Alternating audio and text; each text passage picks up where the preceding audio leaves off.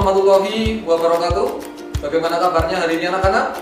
Bapak doakan kondisi kalian sehat walafiat dan siap menerima pembelajaran.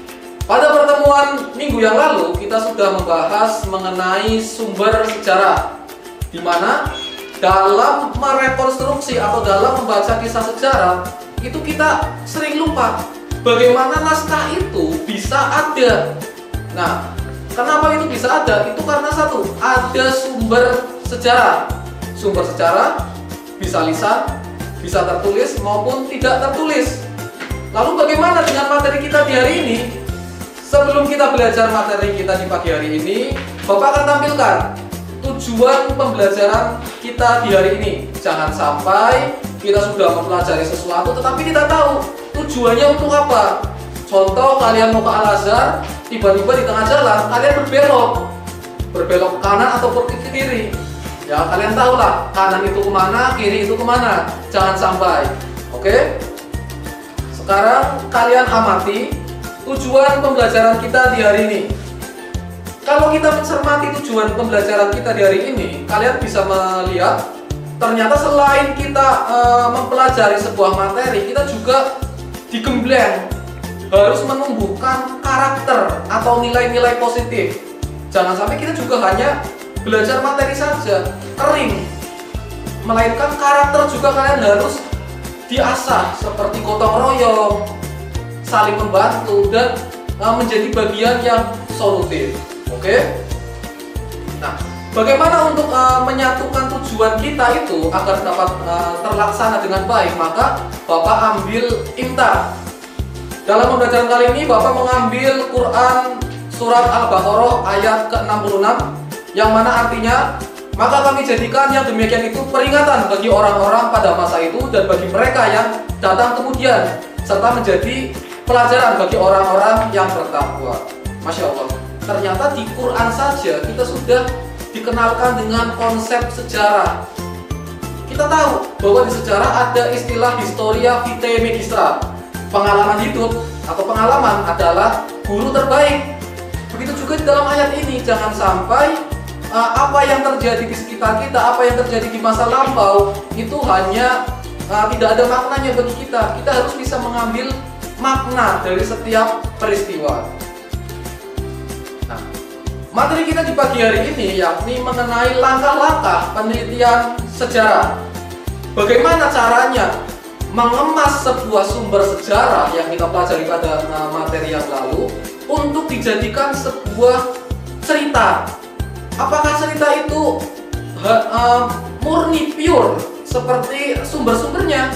Bagaimana agar naskah itu atau cerita itu bisa menjadi sebuah karya yang objektif? Maka diperlukan metodologi. Karena tanpa metodologi, sebuah peristiwa sejarah yang dikemas menjadi sebuah kisah itu akan rawan dengan subjektivitas. Maka dari itu, dalam penelitian sejarah juga ada metodologi sejarah. Bagaimana metodologinya? Simak video selanjutnya. Tahapan-tahapan dalam penelitian sejarah.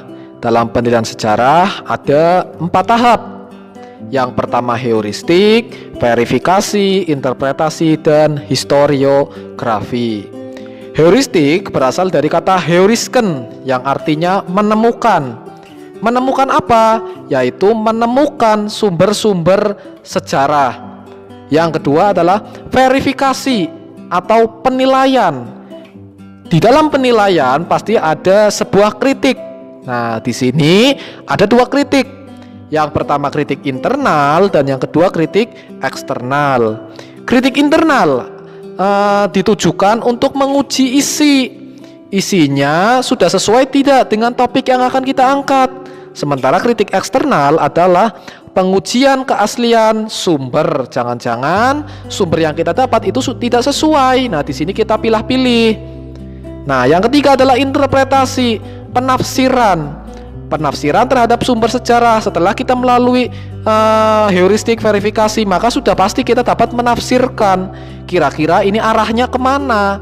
Dan yang terakhir adalah historiografi atau penyusunan. Perkembangan penulisan sejarah di Indonesia. Yang pertama adalah historiografi tradisional, kolonial, dan modern. Historiografi tradisional itu dimulai dari Empu Prapanca dalam kitab Negara Kertagama. Nah, dalam historiografi tradisional ini tidak bertujuan untuk mencari fakta, melainkan bentuk penghormatan seorang pujangga terhadap rajanya, sehingga banyak kisah-kisah yang melebih-lebihkan sosok seorang raja. Raja itu ada yang dikisahkan sebagai titisan dewa dan lain-lain. Selanjutnya adalah ciri-cirinya, ada istana sentris, religio magis, religiosentris, etnosentris, dan tadi bercampurnya hal yang nyata dengan khayal. Yang kedua adalah historiografi kolonial. Di sini ada kata kolonial, sudah pasti arahnya mengarah ke Belanda atau kepentingan asing. Contohnya sejarah Hindia Belanda karya F.W. Stapel.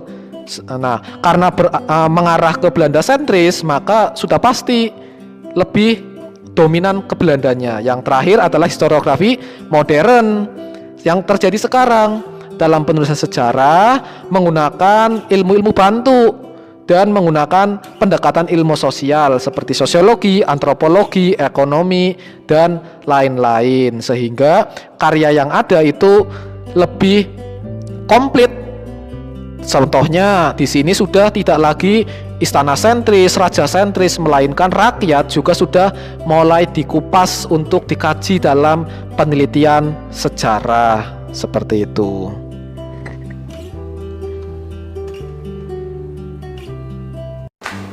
Oke, materi sudah kita paparkan, materi sudah kita bahas bersama. Sekarang tibalah waktunya untuk menyimpulkan bersama-sama materi kita di hari ini. Bahwa dalam penelitian sejarah itu ada 4 tahap. Ada 4 tahap. Yang pertama heuristik, verifikasi, interpretasi, dan historiografi. Di mana keempat tahap ini kalian jangan sampai terlewat atau bahkan meloncat-loncat, itu fatal. Seperti itu. Nah, selain tahapan dalam penelitian sejarah, ternyata historiografi juga bermacam-macam. Ada tradisional, ada kolonial, dan ada modern. Semuanya dikemas dengan perspektif yang berbeda-beda. Sekarang tugas kalian setelah mengamati video ini, silakan. Bapak sudah menyiapkan tugas, kalian kerjakan sesuai waktu yang Bapak berikan. Dan untuk menutup pembelajaran kita di pagi hari ini, maka Bapak akan memberikan pesan. Silahkan dilihat pesannya seperti apa. Bukan tentang si mata sipit atau si mata biru. Yang jelas belajar itu bisa dari mana saja. Ingat, kita tidak boleh rasis. Oke, sepakat ya? Silahkan setelah pembelajaran ini kalian kerjakan tugasnya. Demikianlah. Wabillahi taufiq wal hidayah. Wassalamualaikum warahmatullahi wabarakatuh.